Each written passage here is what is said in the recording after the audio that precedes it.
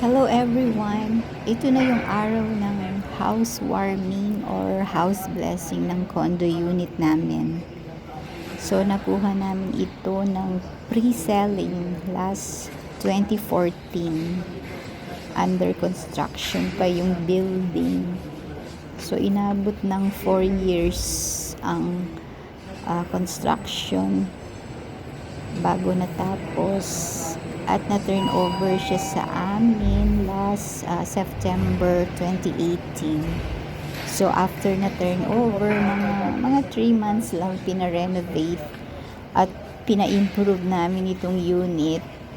And then, after 1 year of renovation, so ito na yung blessings ng condo unit namin. After blessing, dito na kami tumira for good. Yung dating tinirahan namin, nasa high-rise condo kami at pinili namin ibenta na yun at pinili na rin namin tumira dito sa mid-rise condo. Mas okay yung tumira sa mid-rise condo kesa sa high-rise condo kasi medyo delikado yung high-rise at nakakatakot pag lumindol. At least dito sa mid-rise condo, hindi masyadong mataas. Nasa 5th floor lang kami.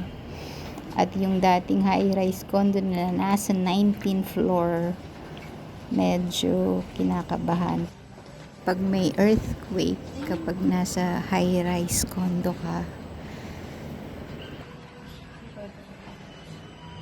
May the peace of Christ rule in our hearts, and may the word of Christ in all its richness dwell in us, so that whatever we do in word and in work, we will do in the name of the Lord, forever and ever. Amen. The Lord be with you, and with your spirit. May the Almighty God bless you, the Father, the Son, and the Holy Spirit. Amen.